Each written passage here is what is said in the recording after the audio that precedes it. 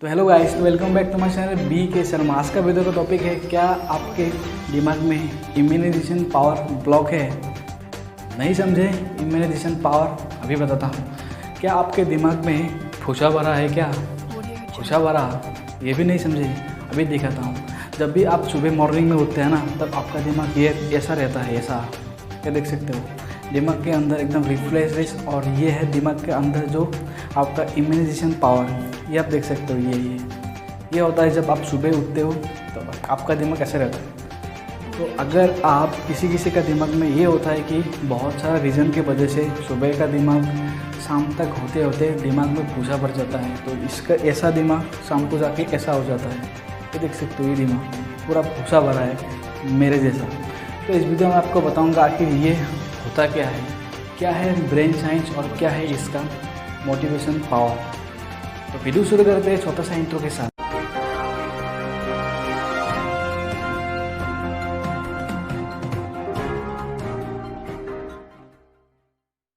सबसे पहले बात करेंगे जो लोग सुबह जल्दी उठ के अपना वर्कआउट शुरू कर देता है, उन लोग का दिमाग में जो उसका इम्यूनेशन पावर होता है ना, वो बहुत अच्छे से होता है। तो मैं भी सुबह उठने में कभी कभार थोड़ा लेट हो जाता है, 9 बज जाता है कभी कभार। तो लेकिन जब भी अगर आप रेगुलर आप पर्सन हो, सुबह 6 बजे या फिर 5 बजे आप उठ के आप रनिंग करते हो, तो आपका क्या होता है कि आपका तब भी जो स्ट्रेस आउट होता है ना, वो स्ट्रेस आउट बहुत ही जल्दी से होता है। शाम को कभी अगर आप वॉकिंग में जाएंगे तो आपका इतना स्ट्रेस आउट नहीं होता है जितना सुबह में होंगे।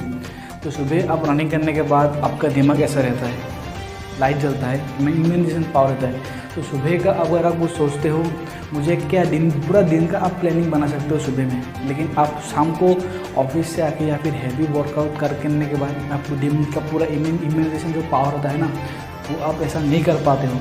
तो इसके लिए दिमाग ऐसा होता है। तो इसका कारण बस यही होता है, सुबह जो लोग देर से उठता है, लोगों का बात सुनना पड़ता है, बहुत सारा बातें सुनना पड़ता है। बहुत सारा बात मतलब ये होता है कि अच्छा बुरा तो वो बात को जो लोग जो कहेंगे उसका बात है, बात सुनना पड़ता है कि आप किसी काम पे फोकस कर रहे हो। मतलब एक एग्जांपल लेता हूँ, एक अगर राइटर होता है, जो लिखते हैं ज़्यादा, उन लोग का दिमाग का इम्यूनेशन पावर बहुत ज़्यादा होता है। तो इसलिए होता है कि वो जो राइटिंग करते हैं ना, उस समय उन लोग को कोई डिस्टर्ब नहीं करे, वो उन लोग का माहौल ही अलग हो जाता है। तो इसलिए कहते हैं कि एक लेखक का दिमाग बहुत ही तेज़ होता है। तो इसका रीज़न और इसका बिहाइंड द साइंस और इसका मोटिवेशनल पावर वो वही है। अगर आप सुबह उठ के दिन का अगर प्लानिंग करते हो ना, तो आपका इम्यूनाइजेशन पावर बहुत ही अच्छा रहेगा। तो बस मैं ये कह रहा था कि अब देखिए, इसको देखिए, दिमाग में फूसा तभी भरेगा कि दूसरे लोग को बात ज़्यादा सुन के आपका वही बात आपका दिमाग में घुस जाएगा। तो आपका खुद का वर्कआउट आप उससे डिस्ट्रैक्ट हो जाइए।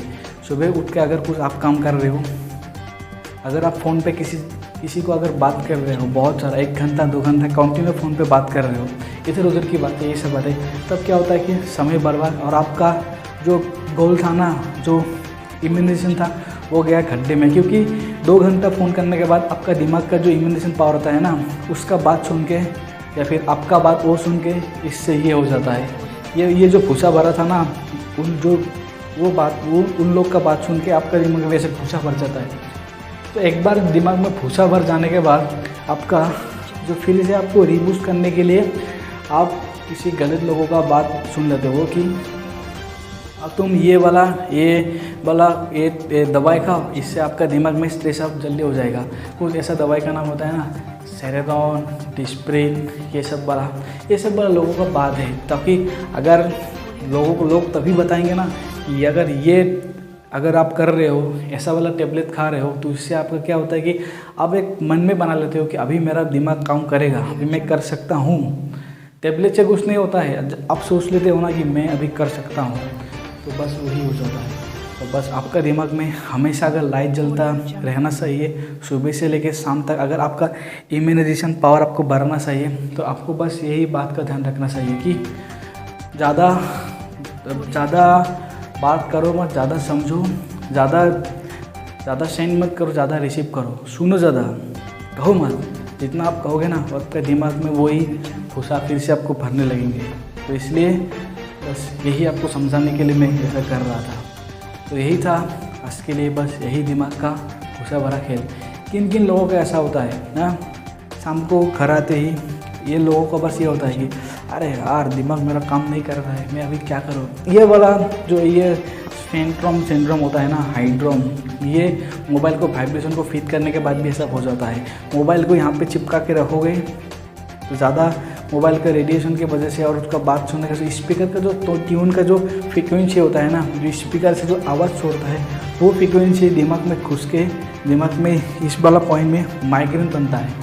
हेडेक अलग होता है, माइग्रेन अलग होता है। हेडेक ये होता है कि अगर किसी बात को आप सोच सोच के दिमाग लगा के आप दर्द कर रहे हो, आपकी खुद की वजह से आपका हेडेक हो रहा है, लेकिन मोबाइल की वजह से आपका माइग्रेन हो रहा है, ये भी आप समझ लेना चाहिए। अगर माइग्रेन हो गया तो आपके दिमाग में भूसा भरने वाला बात ही आ जाएगा। तो ज़्यादा फ़ोन में लगो मत, अपने काम में लगो, फोकस इन द गोल। बस आज के लिए बस इतना ही। अगर आपको फिर भी कुछ पूछना है इस वीडियो कमेंट बॉक्स में ज़रूर पूछ सकते हैं। तब तक आपका दिमाग ऐसा नहीं रहे, ऐसा लाइट जलता रहे। तब तक आज के लिए प्रभु का नाम, जय श्री राम।